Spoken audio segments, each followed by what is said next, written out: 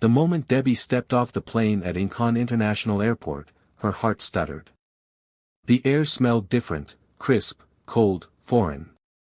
She stood by the glass wall and stared at the Korean flag fluttering in the breeze. "I'm really here," she whispered to herself. Growing up in Lagos, Debbie had devoured every drama she could find. From Boys Over Flowers to Extraordinary You, her heart belonged to Korea long before she ever stepped foot there.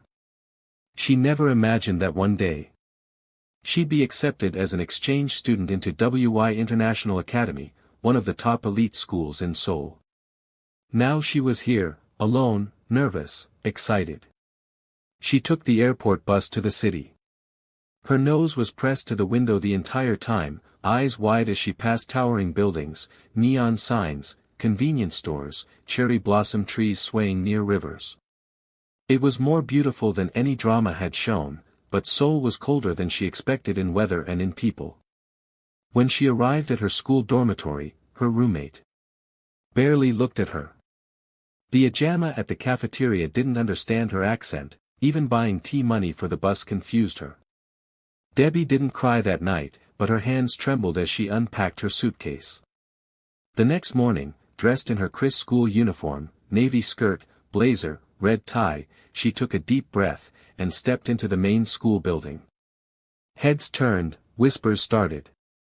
Is she a transfer from Africa? Why is she here? They weren't subtle. Debbie kept her eyes down and walked to the class the office assigned her to. Class 2:1. The moment she entered, silence swept across the room. All eyes on her. The teacher introduced her. This is Debbie. She'll be joining us from Nigeria. Please welcome her kindly. Only one person raised his eyes to meet hers. Ha-Juan. He sat at the last row by the window. White earbuds dangling, shirt unbuttoned just enough to break school rules. His jawline looked like it was carved from drama heaven, and when she was told to sit next to him, gasps filled the room. Debbie froze. Ha-Juan looked at her cold, unreadable, then pulled out her chair without a word. The girls around her started whispering behind their hands. One even rolled her eyes. Debbie sat down, heart pounding like a drum. This was the moment everything changed. Debbie didn't sleep well. The whispers, the stars, the silent tension from yesterday, it all replayed in her mind like a drama on loop. At breakfast, she barely ate. Her roommate still hadn't said more than 2 sentences to her. She missed home, missed her mom's voice, missed being surrounded by people who didn't look at her like a puzzle they weren't sure they wanted to solve. Still, she buttoned her uniform, tied her red ribbon, and told herself, I didn't come this far to disappear. When she entered class 2:1, it was déjà vu eyes again. Even louder whispers. But Ha-Juan, he didn't look up. She slid into her seat beside him. Silence. Good morning, she whispered, trying to be polite. He didn't respond. Not even a glance. Her chest tightened, but she kept her chin high. The first class began, then the second. At break time, 2 girls approached her desk, one with heavy eyeliner, the other with her arms folded tightly. Do you think sitting next to Ha-Juan makes you special? The eyeliner girl sneered in English with a thick accent. Debbie blinked. Excuse me. Don't act innocent. The second girl spat. You're just an exchange student. Don't get ideas. They walked off laughing loud enough for others to join in. He flushed Debbie's cheeks. She clenched her fists. Then she heard a soft voice beside her. You okay? She turned. A girl with shoulder-length hair, soft bangs, and kind eyes was standing next to her. Unlike the others, there was no judgment in her gaze. I'm Soo-Jin, she said, giving a small bow. You can eat lunch with me if you want. Ignore them. They're drama queens. Debbie's eyes. Well, just a little. I'm Debbie, she whispered. Nice to meet you. Come on, let's escape before someone throws a pencil. They both giggled and walked to the cafeteria. It was the first time Debbie laughed in Seoul. Later that day, after gym class, Debbie returned to class alone to get her notebook. She found Hajun still in his seat, staring out the window, earbuds in. Should she say something? Maybe, just maybe. You're good at math, she said gently. He didn't respond. But just as she turned to leave, he spoke without looking at her. Don't talk to those girls, Debbie froze. His voice was low, cold, but there was something in it. A warning, concern. She turned back. Why? They're fake. That was all he said. He slipped his earbuds back in, eyes returning to the window. Debbie walked out with her heart hammering, but this time, not out of fear. There was something strange about Hajun, something broken, something beautiful, and maybe, just maybe, something dangerous. By the end of her first week at WY International Academy, Debbie had memorized the floor plan, dodged 3 rumors, and learned that cafeteria rice tasted better with kimchi. Even if her tongue still wasn't sure about it, but every day still felt like walking on a tightrope. Except for one thing, Sujin. She wasn't clingy.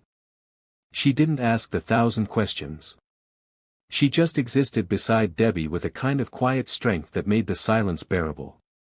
When Debbie tripped in gym class, Sujin helped her up without laughing.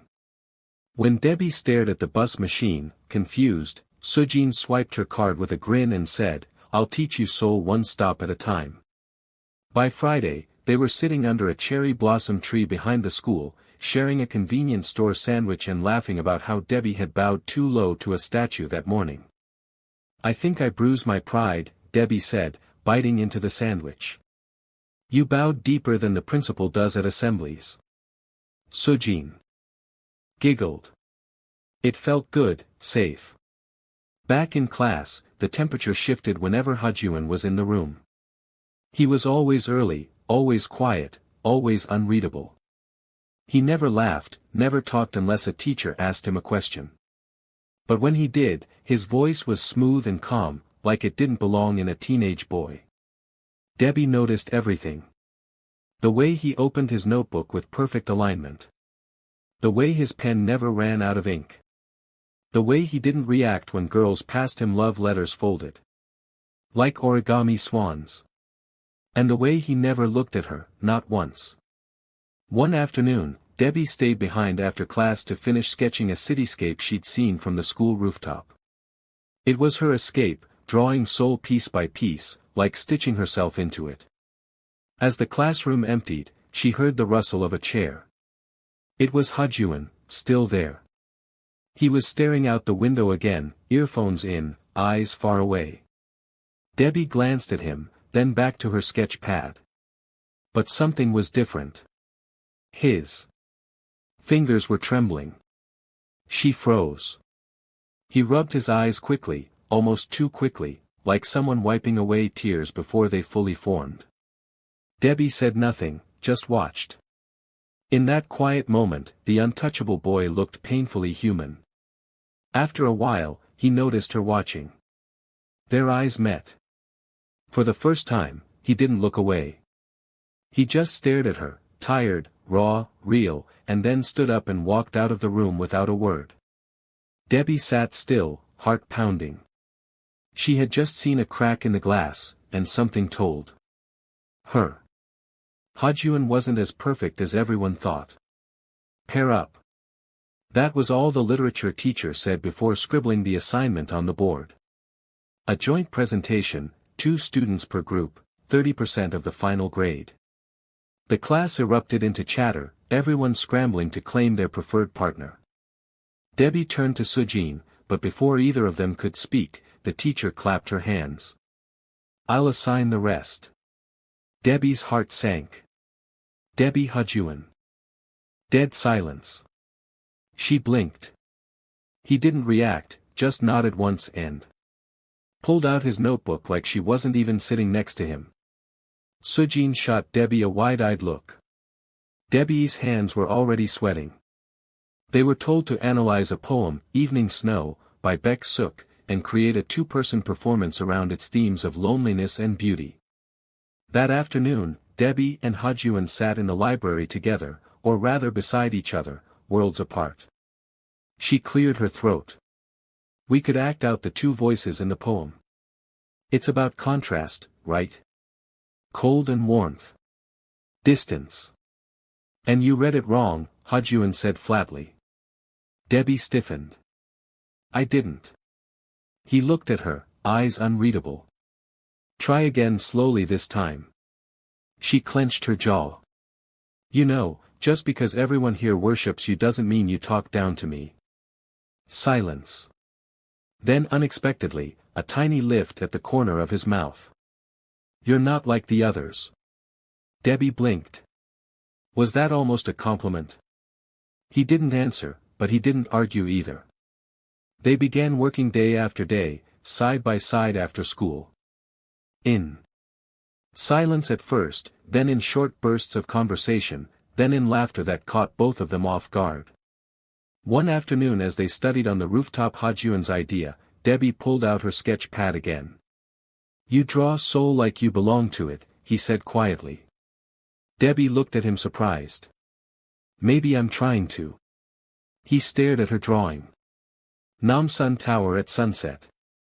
His voice was softer this time. My mom used to paint before she left. Debbie didn't move. She felt the wind shift. She left. Hajing gave a faint nod. When I was 9, silence, heavy, honest, Debbie put her pencil down. My dad left too. When I was 7, for a second, neither said a word. Then Hajun turned to her, really turned, and said, that's why you understood the poem. It wasn't a line. It wasn't a compliment. It was just truth. The next day, things changed. Debbie opened her locker and found a note. Stay away from Hajun. You're embarrassing yourself. No name, just sharp letters in English. A scribbled drawing of a broken heart. She stared at it, fingers trembling. The whispers were getting louder again.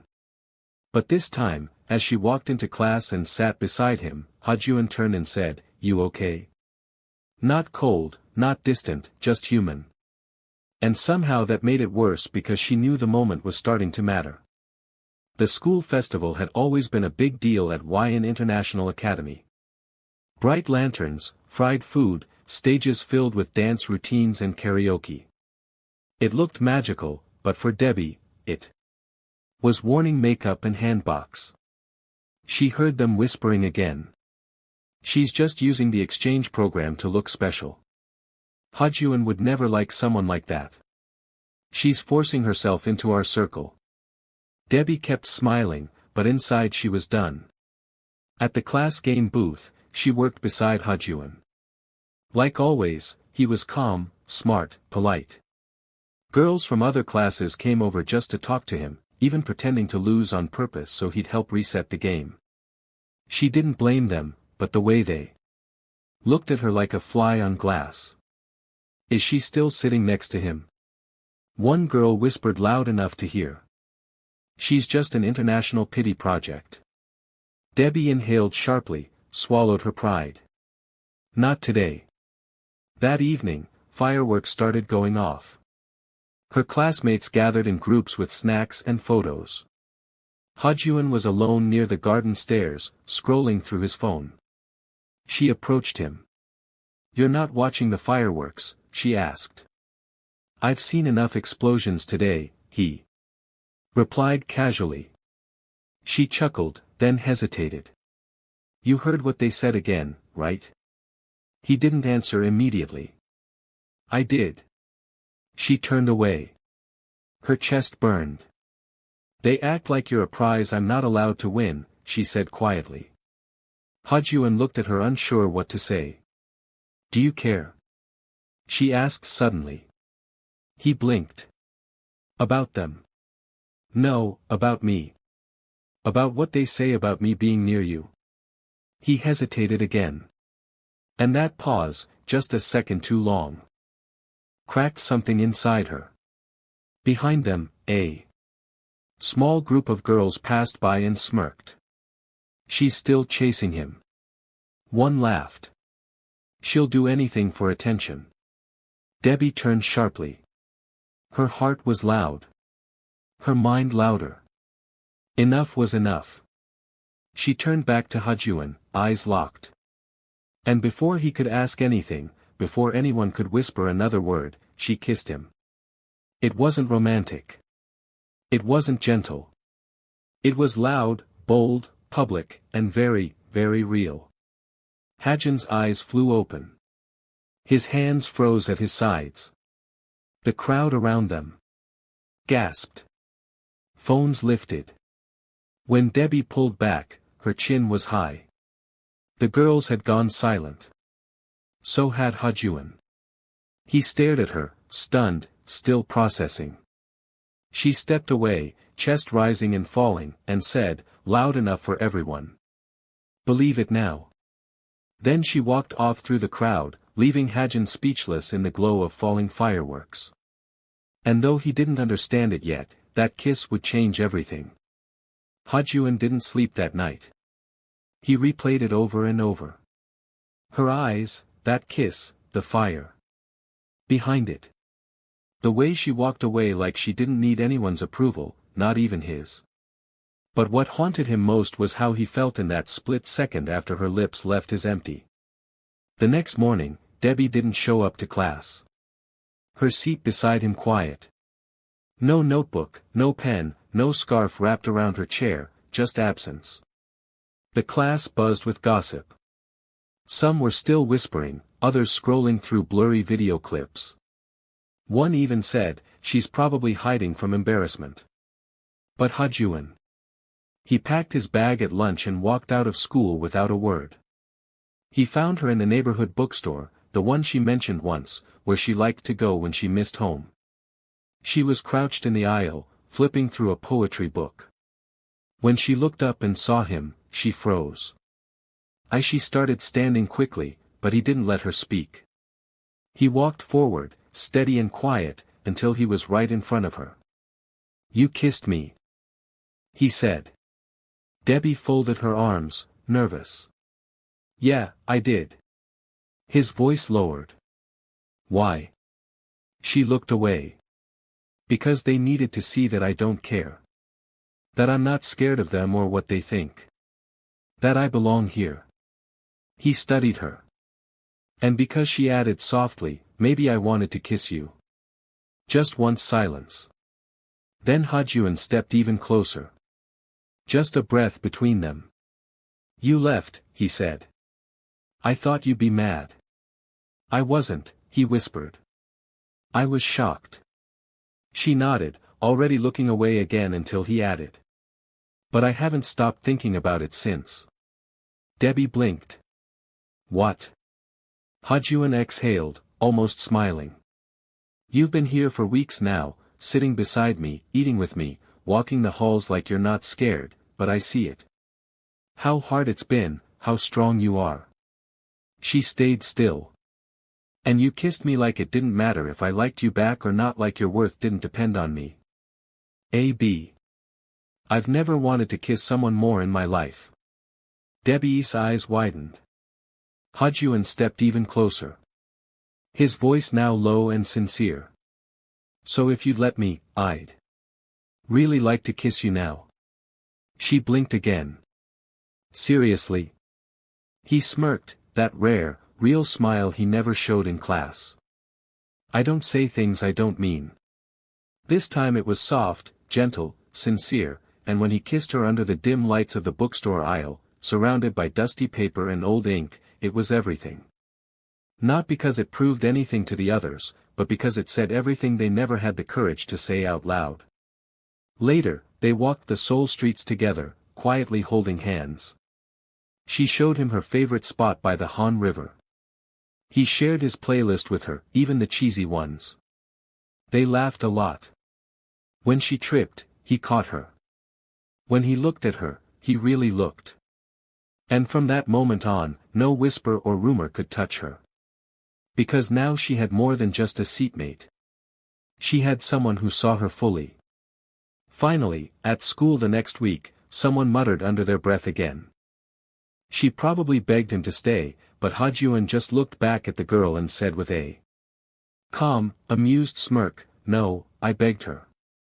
Then he turned back to Debbie and laced his fingers with hers, walking into class like the whole world could watch. The cherry blossoms returned to Seoul, floating like soft confetti in the spring breeze. It had been a full year since the kiss that changed everything. Debbie stood in front of the university notice board, holding her breath. There it was. Congratulations, admitted International Business and Cultural Exchange, Seoul National University. She gasped, then laughed loud and free. Her phone buzzed almost immediately. Ha-Juan. I got in. Ha-Juan. Same uni, different faculty. Same city.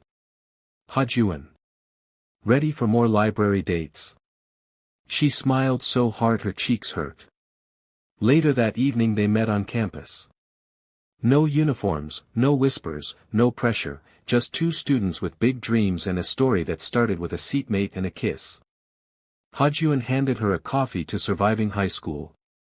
She clinked it with hers to what comes next. He grinned. Let's make it even better. And as they walked under the pink trees, her curls bouncing, his hoodie half-zipped, hands brushing, hearts full, the world opened up before them. This time they weren't proving anything. They were just beginning. Who else gasped when that bold moment happened?